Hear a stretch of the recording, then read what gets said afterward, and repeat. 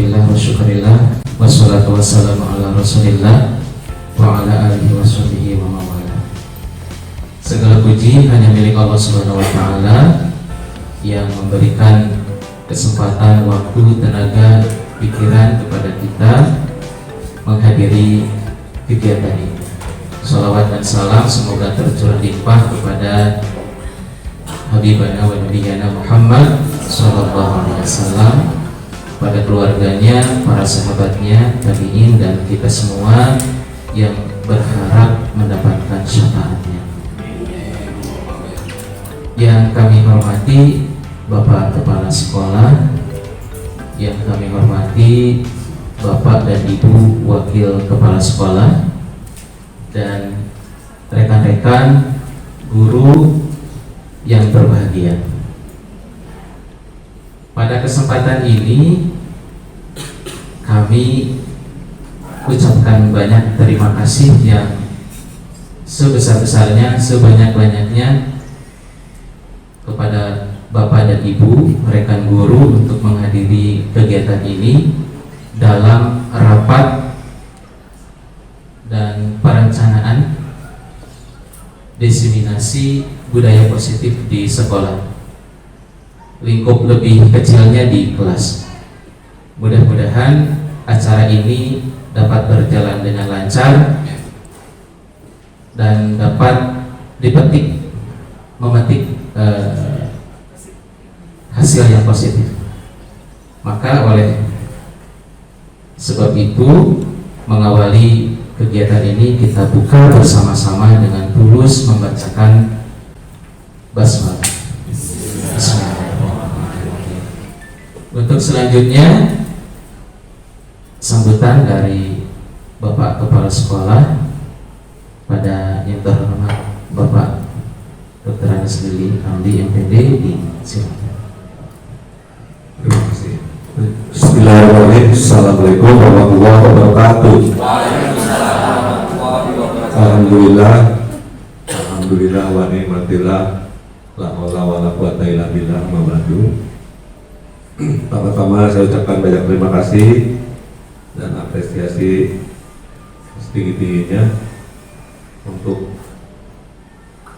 calon guru penggerak ya, yang sudah berinisiatif ini mengadakan rapat dalam rangka perencanaan penerapan budaya positif tentunya untuk di sekolah, tapi dalam ruang lingkup kecil dulu, mungkin mulai dari kelas ya, terutama ini kaitannya dengan siswa. Salawat serta salam marilah kita tetap sudah limpahkan keinginan kita, Nabi Agung kita, Nabi Muhammad SAW, kepada keluarganya, sahabatnya, dan kita sebagai umatnya, berusaha taat pada ajarannya dan selalu berharap yaumil akhir nanti mendapatkan syafaat darinya ya. Bapak Ibu semuanya yang mendapat undangan di rapat kali ini ya, saya ucapkan banyak terima kasih, walaupun ini di undangan itu jumlahnya berapa pasti itu semuanya ada 30 ya, tapi hampir 60% hadir ya. Nah ini penting sebetulnya ya, kegiatan perencanaan penerapan budaya positif ini sebetulnya ini juga program sekolah yang ada kaitannya kalau bisa dimasukkan untuk kegiatan guru penggerak ini ya, karena kita guru penggerak sudah ada yang memproses, ada 5 orang ya Pak Sis yang memproses, dan angkatan selanjutnya ada yang sudah masuk lagi itu satu orang, dan mudah-mudahan semua guru ya tergerak untuk termotivasi masuk ke dalam guru penggerak ini ya, karena ke depan ya ini pemerintah terutama sekolah ya itu sangat berharap dari lahirnya guru-guru yang profesional dari program guru penggerak ini, dan bahkan calon-calon kepemimpinan sekolah ini digodok melalui guru penggerak ini. Ya, memang ada kekhawatiran dari pihak GTK juga berkaitan dengan regulasi bahwa calon pemimpin sekolah atau kepala sekolah nantinya diambil dari guru penggerak. Ya. Pertanyaannya melihat peta yang sekarang masuk di guru penggerak, banyak wajah-wajah muda, ya, banyak dari pihak-pihak yang belum berpengalaman di pihak manajerial sekolah. Ya. Makanya saya selalu menekankan Wakasek, Kaprov, ayo masuk program guru penggerak. Walaupun ini tidak ada aturan bahwa program guru penggerak itu untuk Wakasek, untuk Kaprov, semua punya kesempatan untuk masuk guru penggerak. Ya. Maksudnya apa? Maksudnya selain pengalaman dari program guru penggerak itu pun pengalaman langsung dari manajerial sekolah itu. Ya. Bahkan ini juga menjadi perbincangan di tingkat atas. Mungkinkah kita mengambil sesuai regulasi bahwa kepala sekolah mengambil dari guru penggerak? Nah, itu kemarin jadi perdebatan juga di Dikdikbud. Ya, untuk saat ini kelihatannya ya, karena itu sudah menjadi regulasi, tapi kayaknya masih didampingi dengan kebijakan. Ya, kebijakan, karena kalau saklek langsung mengambil dari guru penggerak, nah ini dengan program guru penggerak, programnya total berapa bulan sih Pak? 6 bulan. Ya, dengan biasa selama 6 bulan itu apakah mereka sudah teruji kepemimpinannya? Nah, itu masalahnya ya. Itu. Tapi walaupun demikian, bukan berarti ya pesimis dengan program guru penggerak. Tidak, program guru penggerak justru bagus. Ya. Bagus sekali, karena apa? Saya juga secara pribadi ya, tidak masalah yang muda-muda ikut jalur guru penggerak. Tidak masalah yang muda-muda dijadikan calon-calon pemimpin sekolah. Ya. Karena apa? Karena zaman sekarang itu kan ya, yang masalah kepemimpinan itu ya, siapa tahu dari yang muda-muda itu terlahir kepemimpinan yang kolaboratif, yang inspiratif, ya, itu sangat diharapkan, ya, itu. Nah, yang belum teruji sekali dari anak-anak muda ini dari secara usia, yang belum teruji itu, ini menurut pribadi saya dan menurut pendapat rekan-rekan kepala sekolah, ya, yang sudah itu waktu itu diajak komunikasi, berdiskusi dengan pihak Dikdikbud.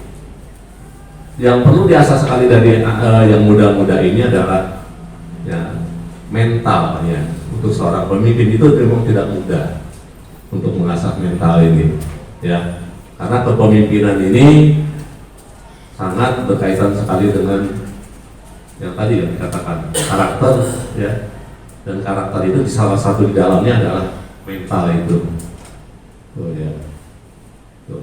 Mental disiplin, mental tahan terhadap goncangan-goncangan gitu kan ya, tahan terhadap tekanan-tekanan, ya, karena tekanan itu ada dua macam, ada tekanan negatif, ada tekanan positif.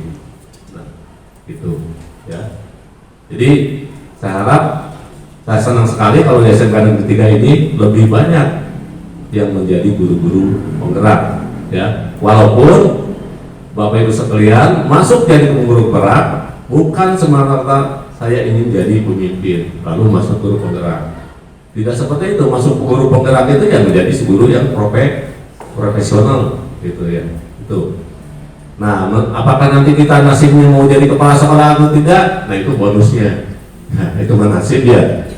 Yang menjadi pemimpin itu kan nasib. Saya juga waktu jadi guru tidak pernah bercita-cita ingin jadi kepala sekolah. Tapi guru datang sudah tergiring menjadi kepala sekolah, mungkin itulah nasib saya, mungkin begitu.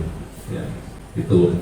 Soalnya kalau sebelum apa-apa kita masuk ke satu program dengan tujuan ingin jadi kepala sekolah, nanti di program tersebut pas tidak, nantinya kalian Bapak Ibu kecewa, ya, karena hanya memikirkan tujuan akhirnya saja, ya, tidak menikmati prosesnya. Nah, untuk itu sekarang sih Bapak Ibu masuk guru penggerak, ikuti aja dulu prosesnya, nikmati prosesnya, ya, sehingga saya menjadi betul-betul penggerak di sekolah saya, gitu, ya, dalam arti luas.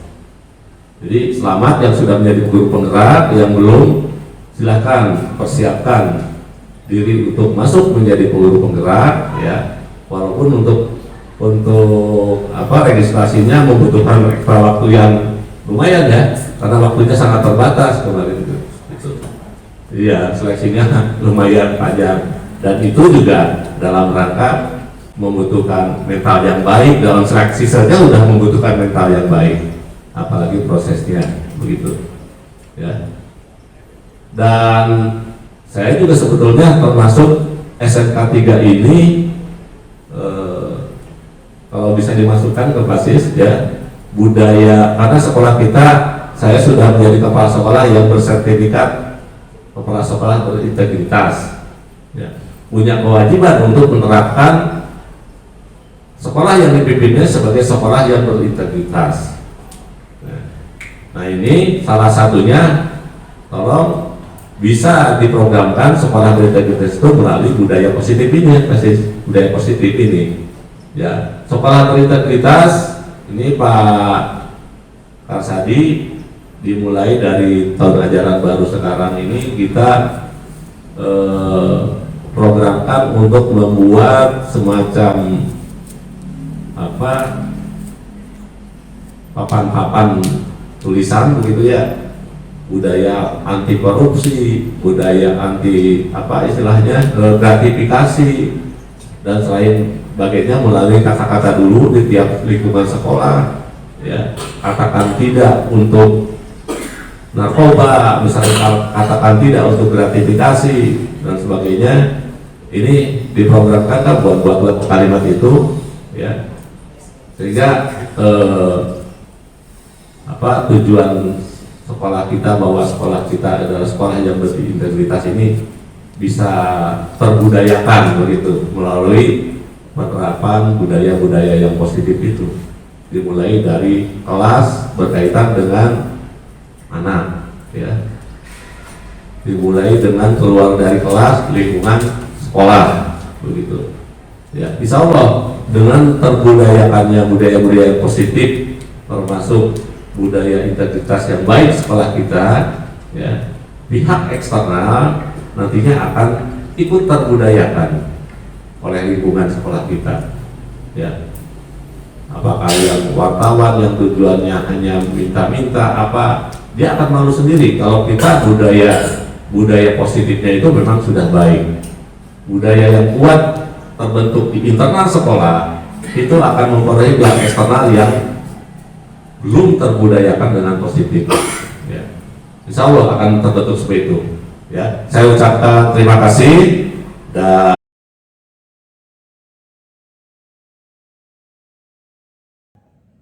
Assalamualaikum warahmatullahi wabarakatuh.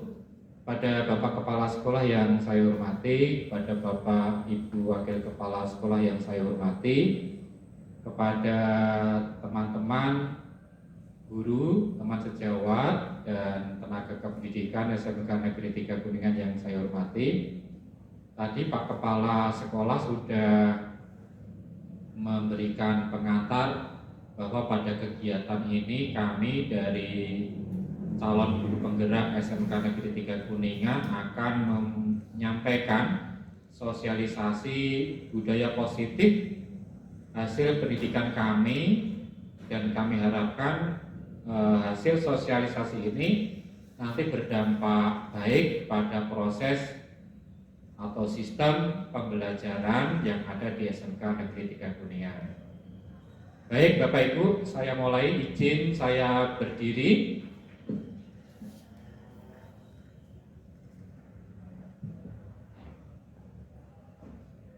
Kebetulan saya mempunyai pengajar praktik Ibu Mariati dan fasilitator Bapak Dr. Andes Yadi Gunawiyadi MMPD. Beliau adalah pengawas pembina dari Tasikmalaya. Baik Bapak Ibu, kita mulai ya. Yang pertama, dalam hal budaya positif ini kita akan mempelajari paradigma tentang budaya positif. Tujuan kegiatan ini, adanya disiplin positif, adalah bagaimana memproses disiplin positif dalam budaya sekolah yang nantinya akan menjadi perubahan baru menggerakkan seluruh komponen sekolah. Kita tahu bahasa dan kosakata paradigma artinya ada pemahaman umum yang disepakati bersama dan itu sudah membudaya lama, dan ini kita membuat paradigma baru, artinya kita akan membuat pemahaman baru tentang budaya positif yang harus kita kembangkan. Harapannya bahwa diseminasi ini menciptakan pribadi-pribadi siswa yang baik dengan kontrol dari guru yang baik, sehingga memperoleh karakter yang kuat pada peserta didik. Baik Bapak Ibu, dalam ilmu filosofinya, coba Bapak Ibu berpasangan dengan teman masing-masing. Yang satu mengepal, yang satunya berusaha membuka kepala. Mari kita praktekkan. Nah, oke. Bayangkan yang mempunyai kepalan itu memegang sebuah rahasia besar, privasinya tinggi dan tidak boleh diketahui orang lain. Maka Bapak Ibu akan cenderung mempertahankannya agar tidak diketahui orang lain. Artinya Bapak Ibu sedang membuat kontrol terhadap Bapak Ibu sendiri, mengontrol diri sendiri. Kendali ada di siapa? Yang mempunyai kekepalan tangan, yang berusaha mengganggu, membuka, itu yang berusaha merubah alur kendali yang punya kepala tangan. Kita membuat ilustrasi dari teori kontrol William Glasser, Bapak Ibu. Yang pertama, bahwa pada dasarnya kita tidak dapat memaksa murid untuk berbuat sesuatu jikalau murid tersebut memilih untuk tidak melakukannya. Artinya, bagaimana kita merubah murid? Muridnya nggak ada keinginan untuk rubah. Artinya juga kita harus menelisik, menggali lebih dalam. Ini ada apa dan bagaimana caranya agar murid itu mau berubah. Yang kedua, walaupun tampaknya guru sedang mengontrol perilaku murid, hal demikian terjadi karena murid sedang mengizinkan dirinya dikontrol. Sebuah kepalan tadi Bapak Ibu bisa buka kalau Bapak Ibu mengizinkan buka. Maka murid juga seperti itu. Murid bisa membuka dan menutup. Bagaimana dia ingin mengizinkan dan tidaknya itu tergantung murid, dan itu yang harus kita dalami. Kemudian berikutnya, teori kontrol menyatakan bahwa semua perilaku memiliki tujuan, bahkan terhadap perilaku yang tidak disukai. Ilustrasi berikutnya adalah penguatan positif atau bujukan adalah bentuk-bentuk kontrol. Berusaha membuat kontrol. Segala usaha mempengaruhi murid agar mengulangi sesuatu perilaku tertentu adalah suatu usaha untuk mengontrol murid tersebut. Pekerjaan guru yang berulang-ulang dan itu dimasukkan ke sebuah sistem dan mempengaruhi kesadaran murid, maka ini adalah sebuah kontrol. Dalam jangka waktu tertentu, maka kemudian tersebut akan menyadarinya. Seperti ketika kita mengajak anak untuk sholat, awal-awalnya susah, kita paksa pada suatu waktu tertentu anak itu akan menyadari betapa pentingnya sholat. Itu contohnya seperti itu. Artinya kadang untuk membuat kontrol harus membuat sebuah situasi kondisi, membuat treatment agar terjadi sebuah proses kebiasaan. Baik Bapak Ibu, kalau ilustrasi orang dewasa sebuah ilusi, banyak orang dewasa yang percaya bahwa mereka memiliki tanggung jawab untuk membuat murid-murid berbuat hal-hal yang tertentu. Apapun yang dilakukan dapat diterima. Oke, berikutnya ada sebuah pendapat Stephen R. Covey. Bagaimana seorang bisa berubah dari paradigma stimulus respon terhadap pendekatan teori kontrol? Ada kata-kata penting. Bila kita ingin membuat kemajuan perlahan, sedikit-sedikit ubahlah sikap atau perilaku Anda. Artinya perubahan itu dimulai dari hal-hal yang terkecil, termasuk ketika kita ke murid. Namun bila kita ingin memperbaiki cara-cara utama kita, maka perlu mengubah kerangka acuan. Sehingga ini yang dinamakan adalah paradigma. Tujuan besarnya harus kita ubah.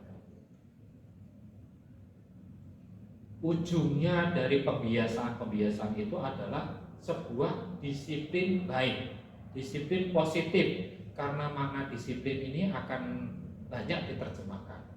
Disiplin positif merupakan unsur utama dalam terusnya budaya positif yang dicita-citakan oleh sekolah. Baik Bapak Ibu, kita lanjut ke makna disiplin yang kami singgung tadi. Diana Gossen dalam bukunya Restructuring School Disiplin, bahwa arti dari disiplin berasal dari bahasa Latin yang artinya belajar.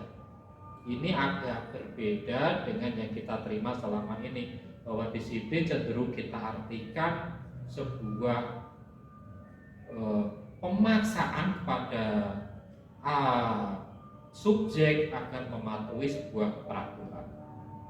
Padahal kata aslinya adalah belajar. Nah, apakah anak mau disiplin itu? Motivasinya apa? Apakah dari luar ataukah dari dalam? Ketika kita belajar budaya positif, maka kita harapkan anak itu mempunyai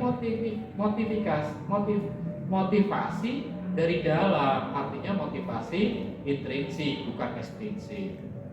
Dengan kata lain, seorang memiliki disiplin diri berarti bisa bertanggung jawab terhadap apa yang mereka lakukan.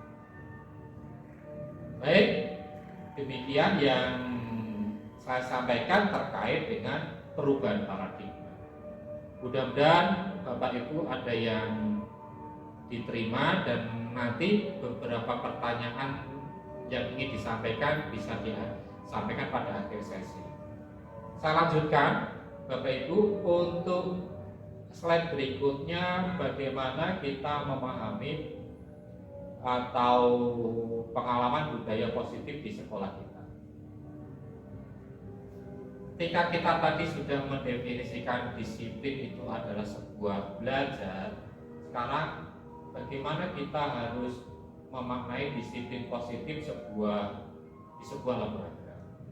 Disiplin positif sebagai bentuk kontrol diri, yaitu belajar untuk kontrol diri agar dapat mencapai tujuan mulia. Ini saya ingatkan dimulai dari motivasi intrinsik Bapak Ibu.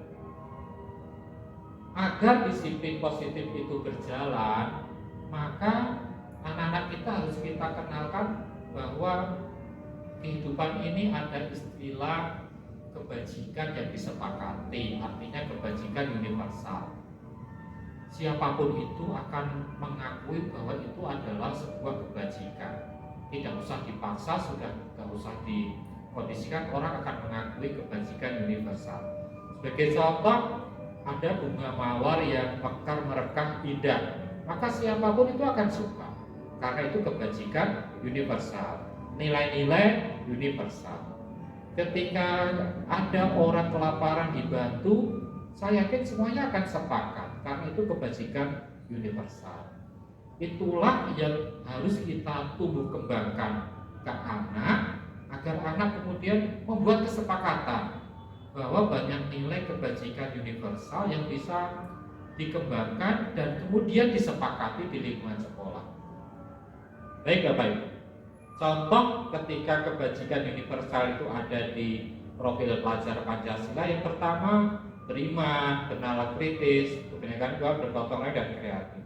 setiap manusia mempunyai 6 unsur ini dan semuanya mengakui. Orang ingin gotong royong, ingin diakui dalam kebinekaan, ingin juga bernalar kritis, mengkritisi, tapi juga ingin mandiri. Kemudian dari sikap murid terhadap toleransi, rasa hormat, integritas, semua ini orang itu suka. Artinya ini adalah kebajikan universal. Ini nilai kebajikan yang Bapak Ibu rasakan ketika ini ditanamkan pada murid Bapak Ibu kelas sekolah. Mengapa? Karena coba Bapak Ibu tulis dulu. Kalau ini harusnya di Padlet, sekarang coba tulis dulu. Oke Bapak Ibu, sekarang kita ke keyakinan kelas. Agar budaya positif, disiplin positif itu mulai terbiasa, maka kita mulai dari skup yang paling kecil, yaitu ada di dalam kelas. Di dalam kelas artinya kebajikan universal itu disusun bersama-sama di dalam kelas, kemudian disepakati akan menjadi sebuah keyakinan kelas. Mari kita bedakan adanya peraturan dengan yang lain. Contoh, mengapa kita memiliki peraturan tentang penggunaan helm pada saat mengendarai kendaraan roda 2? Kalau Pak Polisi membuat peraturan wajib menggunakan helm, wajib menggunakan sarung tangan dan segala macamnya, itu peraturan. Tetapi ketika ini ditelisik lebih jauh bahwa memakai helm agar selamat, memakai masker agar sehat, maka keyakinan kebajikan yang diangkat adalah, nilai-nilai yang diangkat adalah bagaimana sih orang itu agar nyaman dan aman. Nah, kalau di kelas membuat sampah pada tempatnya, ini adalah peraturan. Maka keyakinan kelas bisa kita buat kebersihan dan kenyamanan di kelas ini akan terjaga. Ini adalah sebuah keyakinan. Anak tidak usah diuraikan satu-satu, tapi mereka sangat nyaman ketika sekelas bersih. Otomatis mereka akan melakukan tindakan-tindakan yang positif. Ada sebuah perbedaan, contoh membuang sampah pada tempatnya, melepaskan sepatu saat masuk kelas, merapikan kembali ruangan yang sudah digunakan. Maka keyakinan yang dibuat cukup sederhana. Setiap anggota kelas perlu merasa nyaman saat belajar. Kata kunci nyaman termasuknya tidak ada sampah, tidak ada bau sepatu, posisi meja rapi kembali. Sehingga ini ada dua perbedaan mendasar Bapak Ibu. Nanti silakan Bapak Ibu bisa baca kembali dan bisa ditanyakan setelah acara ini. Prosesi ketika kita ingin membawa anak membuat keyakinan kelas, yang pertama, mohon, gimana Bapak Ibu?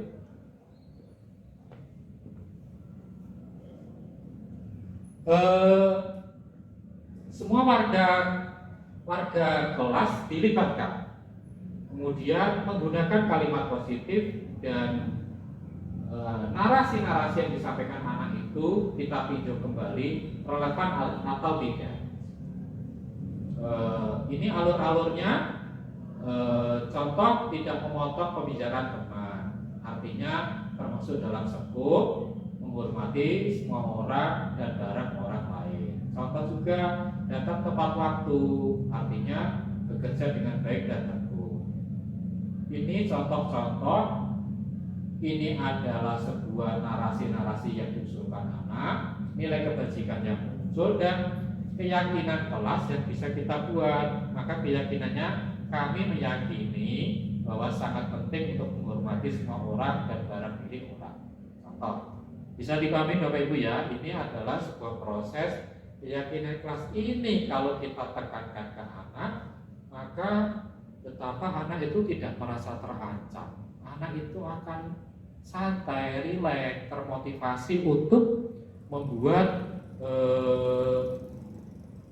sikap-sikap baik, perilaku baik tanpa ancaman apa.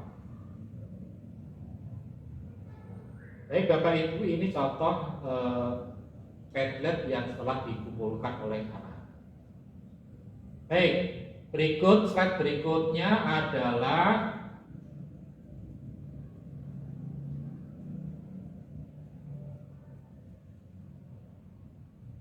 Saya ingin menyampaikan 5 kebutuhan dasar manusia. 5 bahwa manusia itu diciptakan dengan karakter-karakter bawaan, dan oleh para ahli bahwa manusia itu punya kebutuhan ingin bertahan hidup, siapapun itu.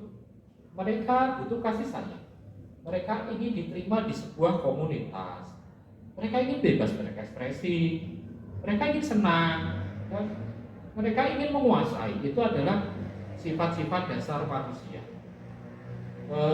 Ada kebutuhan bertahan hidup, artinya dalam kondisi apapun manusia ingin bertahan hidup. Ini di samping ini adalah sebuah diagram. Intinya orang ingin bertahan hidup dan ingin melangsungkan kehidupannya. Di dalamnya dia ingin bebas, ingin senang, ingin menguasai, ingin dapatkan kasih sayang dan diterima. Sehingga kalau kita pecah-pecah Bapak Ibu, ini ilustrasi anak-anak itu pengen disayang. Sehingga ketika kita ngajar, mari kita keluarkan itu sifat sayang itu. Anak-anak butuh ingin menguasai, ingin berkuasa atas sesuatu, maka kita harus mentolerir itu ketika anak ingin mengusahakan dan bisa, atau ingin menjadi pemimpin. Maka ini bibit-bibit yang harus kita tumbuh kembangkan, karena memang ini sifat dasar manusia. Anak-anak tuh pengen bebas. Di pelajaran olahraga itu kesempatan anak untuk berekspresi, dan kita harus tahu dan jangan kita cekoki dengan peraturan-peraturan yang anak menjadi tertekan. Anak pengen senang, berekspresi melalui seni. Ini harus kita pahami.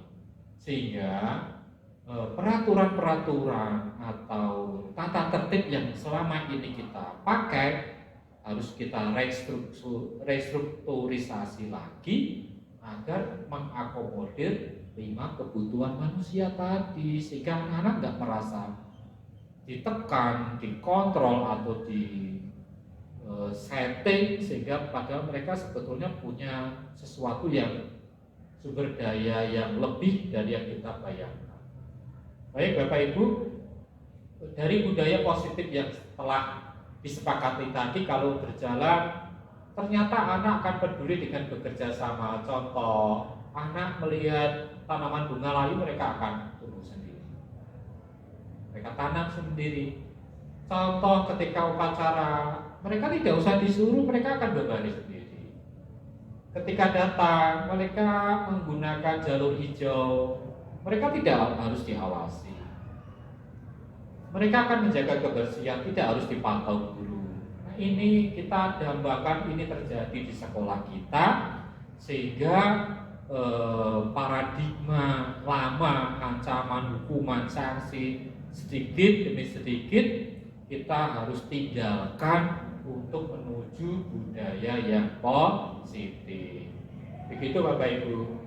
Baik, untuk slide terakhir kami akan menyampaikan tentang penerapan disiplin positif melalui segitiga restitusi. Maksudnya seperti ini Bapak Ibu.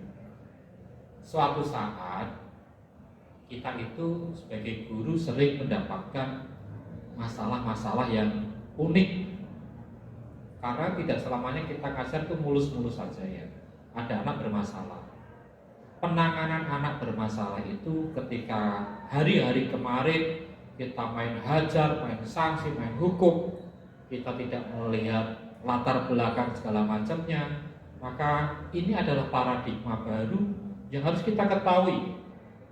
Ada istilah segitiga restitusi. Yang pertama, dasar awalnya adalah ketika ada anak bermasalah, ada kasus, misalkan ada anak berantem, kita harus melakukan menstabilkan identitas. Yang kedua, kita harus mampu membuat validasi tindakan yang salah. Yang ketiga, kita menanyakan keyakinan. Contoh, ketika kita menstabilkan identitas, bagian dasar dari segitiga bertujuan mengubah identitas anak dari yang gagal melakukan kesalahan menjadi orang yang sukses. Narasi kata-kata yang bisa kita gunakan adalah berbuat salah itu tidak apa-apa nah. Jadi anak nggak merasa dihakimi. Tidak ada manusia yang sempurna nah. Anak akan paham bahwa manusia memang bisa salah. Sehingga dengan menstabilkan identitas itu, anak nggak merasa dimarahi, dihakimi. Anak akan paham kalau dia itu salah. Itu artinya kita sedang melakukan menstabilkan identitas. Anak paham akan posisinya waktu itu. Kemudian yang kedua, seorang guru kita harus mampu melakukan validasi tindakan yang salah. Artinya setiap tindakan kita dilakukan dengan suatu tujuan memenuhi kebutuhan dasar. Yang 5 kebutuhan dasar tadi Bapak Ibu. Kalau kita memenuhi kebutuhan dasar yang menjadi dasar sebuah tindakan, akan menemukan cara-cara paling efektif untuk memenuhi kebutuhan tersebut. Contoh, anak tadi memukul teman, maka itu menyangkut kebutuhan dasar menguasai, penguasaan. Maka kita bisa masuk dari situ. Contoh narasi kata-kata yang bisa dipakai, padahal kamu bisa melakukan yang lebih buruk dari ini ya. Artinya ketika anak mukul, tapi kita malah memuji, sehingga anak itu merasa dihargai, kita merasa didengar, maka emosionalnya akan turun dan kita bisa masuk ke alam mereka. Contoh kedua, kamu pasti punya alasan mengapa melakukan itu. Ini ada kalimat agar anak bercerita. Nah, bisa dipahami Bapak Ibu ya. Kemudian contoh, kamu boleh mempertahankan sikap itu, tapi kamu harus menambahkan sikap yang baru. Nah, artinya ini menguatkan kembali bahwa anak punya potensi juga untuk berubah. Yang ketiga, menanyakan keyakinan. Setelah melalui 2 proses tadi, teori kontrol ini bahwa yang ketiga ini, maka anak akan siap untuk dihubungkan dengan nilai yang dia percaya dan berpindah menjadi orang yang dia inginkan. Nah, keyakinannya kita tanamkan. Maka narasi yang bisa kita berikan, apa yang kita percaya sebagai kelas atau keluarga, ini ketika ada masalah di kelas keluarga. Apa nilai umum yang kita telah sepakati ketika anak sedang melanggar tata tertib, sehingga anak-anak itu akan bisa membandingkan posisi keyakinan yang sudah ada dengan kesalahan yang dia lakukan, sehingga anak itu akan kembali kepada keyakinan yang disepakati bersama. Baik Bapak Ibu, itu penyampaian materi dari kami. Nanti setelah ini kita sesi tanya jawab. Mudah-mudahan ini bisa dipahami bersama. Ada kata-kata kurang berkenan, mohon maaf. Assalamualaikum warahmatullahi wabarakatuh.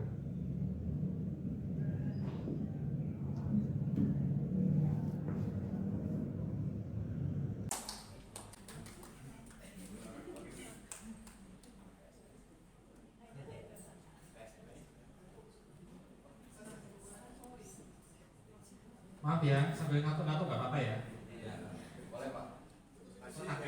Tidak apa-apa, karena kewajiban aja. Assalamualaikum warahmatullahi wabarakatuh. Singkat, padat dan jelas, karena beberapa teman puasa energinya sedang ngantuk. Pertemuan ini, pada sesi ini saya akan sharing tentang motivasi perilaku manusia dan posisi kontrol restitusi. Saya gambarkan di awal. Bu Ina, Bu Izara, Bu Pipin, Pak Angga, Pak Mus, Pak Adi. Gudangnya masalah ada Pak Adi. Gudangnya orang mendapatkan masalah. Termasuk guru-guru yang di sini juga sama. Namun ini ada sebuah paradigma yang tadi Pak Sofi sampaikan. Kemudian ini ada paradigma baru dan kita harus bergerak ke sana. Artinya kita tidak lagi menggunakan sebuah hukuman untuk membuat peserta didik kita yang punya masalah menjadi lebih baik. Ada pilihan-pilihan lain yang bisa kita gunakan sebagai pendekatan siswa menjadi lebih baik. Sama dengan yang disampaikan Pak Sofi dan Bu Dian, ini ada ahli ini dari Goset tentang restitusi disiplin di sebuah sekolah. Ada 3 alasan motivasi perilaku manusia. Yang pertama itu manusia itu cenderung menghindari ketidaknyamanan atau hukuman. Sepakat ya? Satu ruangan ini ada yang mau dihukum? Nggak ada ya? Manusia cenderung menghindari itu. Artinya cenderung melakukan mentaati peraturan atau keyakinan keras yang telah disepakati. Singkat bisa dibaca. Berikut, mendapatkan imbalan atau penghargaan dari orang lain. Biasanya begini sama abang, bang nanti kalau ranking 1 motor ninja dapat. Nah, itu motivasi buat abang sehingga dapatlah motor ninja. Ini motivasi dari dalam, dari luar. Luar dalam luar. Ini dalam. Dalam luar dalam. Luar karena dia belajar rajin karena ada ibadah. Kalau yang ini dia pengen nyaman biar tidak kena hukuman, menghindari ketidaknyamanan. Udah jangan ikuti peraturan biar tidak dapat hukuman atau melakukan sesuatu karena hukuman. Bahasa singkatnya gitu ya. Yang ketiga, untuk menjadi mereka yang merdeka tadi, mereka nggak peduli dengan motivasi dua tadi. Mau ada hukuman terserah, ada hadiah terserah. Saya ingin berbuat yang saya suka, yang saya enjoy, yang saya nyaman. Itu ya. Kira-kira dari tiga ini yang nanti kita sampaikan ke anak kita di rumah yang mana? 3 atau 1? Ayo, Pak Adi suka pakai yang mana Pak Adi? 1 dan 3 kolaborasi. Kalau Pak Nadam pasti nomor 1. Pasti sama peraturan tata tertib sekolah itu pasti nomor 1. Iya kan? Kalau nggak nomor 1 kebayang teman-teman kesiswaan nggak menggunakan nomor 1. Kita nggak tahu gimana anak 2.500. Kita sepakati ini pendekatan dan bunyinya pilihan ya. Tidak semuanya ini menjadi solusi yang terbaik gitu. Suatu saat ini ada analogi Bapak Ibu di kitab Tamyul Gofirin itu Nabi Isa jalan-jalan ya. Ketemu sebuah golongan orang itu badannya kurus-kurus banget, nggak gemuk tapi kurus. Kenapa badanmu ibadah kok sampai seperti ini? Saya pengen dapat imbalan surga. Sampai mereka menderita seperti itu. Kemudian datang lagi ke golongan 2, lebih kurus lagi badannya. Saya seperti ini karena takut neraka. Datang lagi ke golongan yang ketiga, enjoy, wajah cerah, semuanya. Saya ibadah ini karena enjoy saja, pengen dapat ridhonya Allah. Nah, identik ya teori si makhluk gosen tadi ini ternyata sudah ada di Nabi Isa loh. Nggak ada dari berabad-abad dahulu. Cuman ini karena pendidikan guru penggerak, kemudian kurikulum merdeka ini disegarkan kembali dan kemudian yang memotivasi dari orang luar negeri, akhirnya kita terima ini. Padahal di Nabi Isa sudah ada loh. Dan ini yang ketiga dipilih oleh golongan Ahlus Sufah, orang sufi, belajar ilmu tasawuf. Salewat. Biar cepet. Ya, sepakat belum pulang sudah selesai. Dari yang A, B, C, yang pengen menghindari hukuman, yang pengen hadiah, yang C-nya itu yang apa itu? Yang pengen ada motivasi dari dalam diri, tidak peduli apapun. Ternyata dalam pelaksanaannya seperti ini, Bu Lizara. Ada anak yang satu saatnya takut hukuman, tapi pengen hadiah. Ada enggak? Ada. Ada yang sudah mulai pengen enjoy, tidak terpengaruh oleh motivasi luar, tapi sudah masuk ke poin C, sehingga bisa saja di anak-anak kita itu ada yang irisan di AC, AB, BC atau ABC. Nah, semua ini kita arahkan menuju ke C. Jadi semua bergerak karena motivasi dari dalam. Gue ini nggak usah ngiming-ngiming abang belajar dengan ninja, karena abang sudah rajin sendiri. Saya cinta sama bunda, saya akan rajin. Nah gitu. Itu ya Bu, jadi motivasi dari dalam. Seorang istri nggak usah minta di manja-manja suaminya.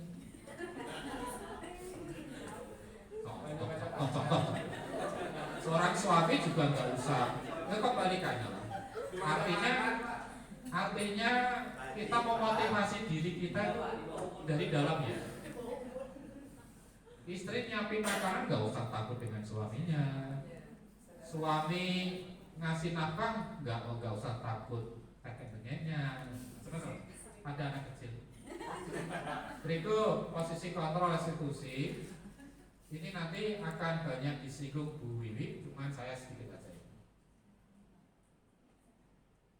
Pada posisi ini Bapak Ibu, ini awas dosanya Pak Nada gede. Pada posisi kontrol kita sebagai guru ini yang pertama itu penghukum. Jadi ketika ada anak bermasalah, yang dibayangkan kita menghukum dulu atau menyelesaikan masalah? Pak Nada. Pak Nada misalnya ada anak bawa pil narkoba, bayangan dihukum dulu atau diselesaikan masalah? Selesaikan, nggak dihukum dulu. Nah, mencari latar belakang. Oke, nanti kita tahu kita posisi di mana selama ini ya. Jangan-jangan kalau saya saat ini sering menghukum, nggak usah munafik. Cepret selesai. Kemudian ini penghukum ya, artinya ketika kita ada masalah, kita seringnya menghukum untuk menyelesaikan masalah. Dan yang timbul apa kira-kira? Di siswa apa kira-kira? Ya dendam. Seumur-umur ingat wajahnya Siswanto karena serius itu waktu saya pernah ngebakso sama anak-anak, itu ada yang datang ternyata mantan Pak, satu kurang ditambah Bapak masih ingat pas. Ternyata nampar sekali itu berapa tahun kemudian masih ingat itu dosanya astagfirullah. Nah, ini pekerjaan Pak Nurul ini Pak. Mutake kayak gini tuh kira-kira selesai dihukum langsung tuh. Gulita tuh pekerjaannya, ini gulita lagi. Nah ini Pak Nurul ujuk-ujuk. Jadi hukuman yang sifatnya fisik, verbal, ujuk-ujuk kamu gitu, anak tuh sakit hatinya luar biasa. Belajar, saya juga sering melakukan hal sama. Tapi mari kita rubah, kita tengoknya dosa kita. Kemudian yang nomor 2, level 2 itu ketika kita menangani berbagai masalah, kita mampu membuat anak itu sadar dengan kesalahannya. Kita mampu dengan gaya bahasa yang merdu. Orang-orang BK yang mereka terus nangis, salah bahasa, minta maaf. Itu di level 2. Ini pekerjaan yang begitu. Anak jadi nyesel, jadi nangis, Yang ketiga, nah ini kadang-kadang cukup anak itu kita raih, kita elus-elus kepala, kita usap-usap pundaknya, ngobrol antar teman gitu, seperti teman. Masalah selesai. Tapi ini dampak negatifnya apa? Tahu? Anak yang lunjang. Kalau kita posisikan dia sebagai teman, dia nggak hormat lagi, kita kurang ya. Suatu saat perhatian kita kurang, dianya protes karena kita jadikan teman dia. Berikut sebagai pemantau. Nah, ini pekerjaannya Pak Mus, nyatetin. Ini siapa? Salah catetin, memonitor, memantau. Nah, ini yang terakhir manajer. Siswa itu pernah dihukum, kemudian dia merasa bersalah, kemudian hasil fatwa kata begini itu kita guru tuh mampu mengelola siswa itu sampai goal selesai mendapatkan solusi. Kita pada top manajernya itu sebagai ini. Cuman Bapak Ibu, ini sekali lagi ini sebuah pendekatan. Kadang masalah itu selesai dihukum ada masalah anak disadarkan kemudian dapat solusinya ada. Kadang dicatat, ini pelanggaranmu jebret terus ada juga ada.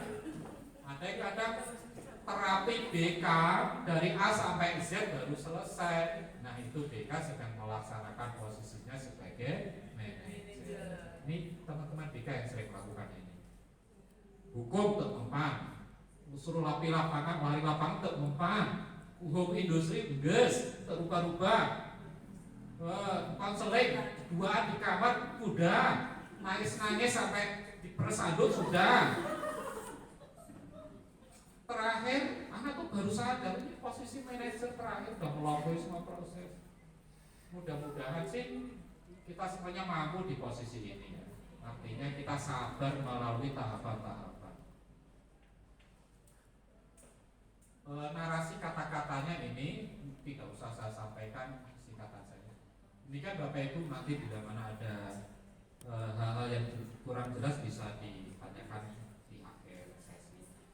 Terima kasih. Nggak bisa pantun. Seperti itu diwakili khususnya Bapak.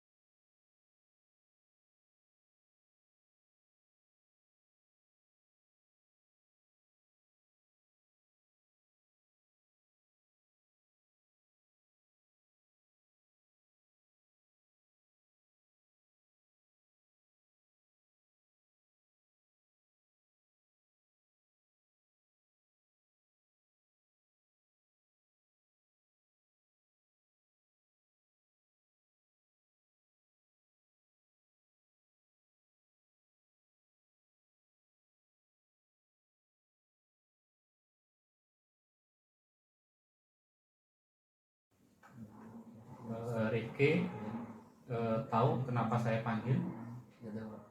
Oh, gini ya. Dari praktek yang saya amati tadi, ada kejadian Rizky membuat apometer ini rusak sehingga apometer ini tidak bisa dipakai lagi. Coba kenapa menjadi rusak? Rizky ingat gak tadi prosedurnya gimana caranya? Salah ukur tegangan? Salah ukur tegangan. Ngomongnya yang agak kencang ya. Tadi posisi ukur tegangan 380, kamu taruh di posisi ohm ya? Nah itu, jadi tahu masalahnya ya. Nah besok ketika mau praktek selalu ingat posisi switch selector ini selalu sesuai dengan aturan yang akan dipakai. Tidak apa-apa, Riki seperti ini hal biasa. Tetapi yang jelas besok Riki harus lebih hati-hati, tidak membuat aku ini menjadi lebih rusak. Nah, coba Riki cerita, kira-kira yang bisa membuat aku rusak lagi apa aja biasanya?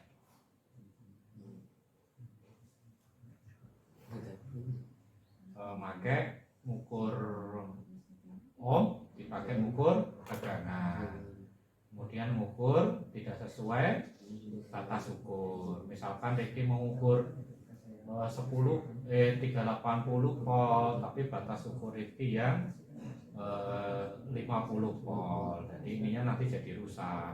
Itu ya. Ini nggak apa-apa karena ini human error, trouble itu biasa. Tapi yang penting besok Riki tidak mengulang lagi. Kemudian sebetulnya kalau kita tidak punya tata tertib di bengkel, Ricky itu bisa membuat abu ini jauh lebih rusak. Tetapi Ricky tidak seperti itu, alhamdulillah. Jadi Ricky bisa cepat menanggulangi kerusakan dengan melaporkan ke guru praktek.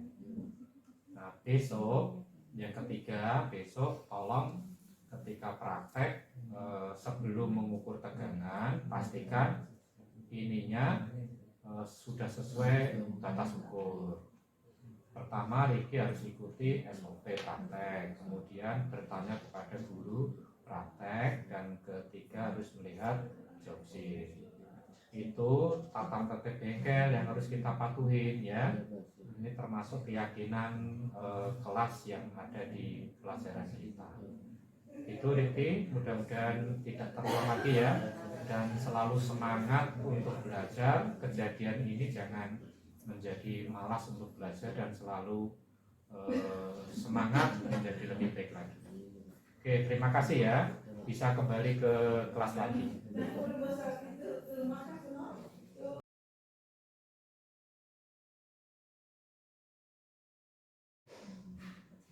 Ini Iksan ya. Kenapa dipanggil, udah tahu alasannya Iksan? Belum Pak.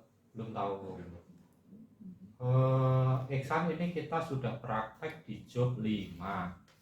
Tetapi Iksan saya lihat laporannya itu baru mengerjakan job 3. Ini kenapa Iksan kemarin? Belum mengerjakan. Belum mengerjakan. Di rumah ada apa di rumah? Ada sebelumnya ada acara keluarga. Acara keluarga apa? Ya, nikahan kakak. Oh, ya sudah apa-apa. Tidak masalah. Tapi yang penting ini sebelum mau praktek job 6, job 5, berarti job 4 dan job 5 harus segera selesai ya. Siapa? Kemudian gini Iksan,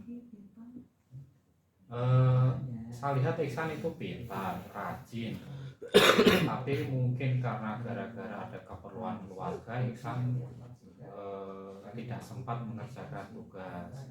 Nah, besok Iksan bisa mulai belajar memanage waktu gitu ya. Nah, kira-kira menurut Iksan biar bisa belajar mengatur waktu apa aja kira-kira di rumah yang bisa digunakan waktunya? Pas waktu luang. Di jam berapa aja biasanya Iksan? Biasanya habis isya atau habis asar kosong. Oh, nah itu daripada main-main bisa dikerjakan untuk mengerjakan laporan ya. Ya Pak. Iksan pinter, tapi hanya kendala itu tidak masalah. Nah, sehingga nanti di job 6 Iksan bisa aktif praktek gabung dengan teman-teman kembali. Iksan ingat peraturan kita, ketika mau praktek maka laporan-laporan sebelumnya harus sudah dikerjakan. Itu kesepakatan di kelas kita ya. Itu tolong tidak dilanggar lagi, dan ini jangan membuat Iksan menjadi patah semangat. Kami panggil tapi justru Iksan menjadi lebih baik. Iya Pak. Itu ya, semangat ya. Oke, terima kasih. Bisa kembali ke kelas lagi. Ya Pak. Duar.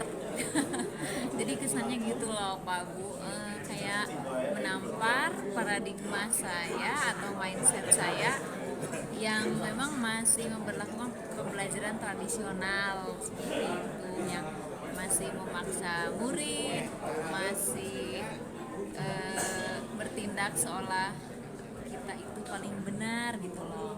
Terima kasih untuk rekan-rekan CGP yang sudah menampar paradigma tradisional saya. Assalamualaikum warahmatullahi wabarakatuh. Oke, jadi saya di sini mau menanyakan pendapat ke Danu tentang kesan dan manfaat dari keyakinan kelas.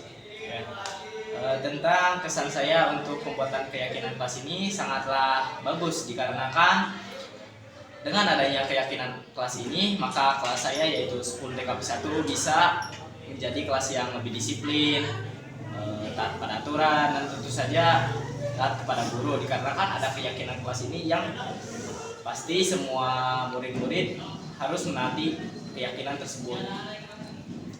Dan manfaat dari keyakinan kelas ini, adanya keyakinan kelas ini sama saja seperti membuat murid-murid menjadi disiplin, taat pada aturan, dan juga kepada agama, dikarenakan di keyakinan kelas tersebut ada poin-poin tentang saling membantu, taat agama, dan ya semua itu sangat bermanfaat bagi kelas kami. Begitulah. Terima kasih Danu atas kesan dan manfaatnya. Oke, sekian dari kami. Wassalamualaikum warahmatullahi wabarakatuh.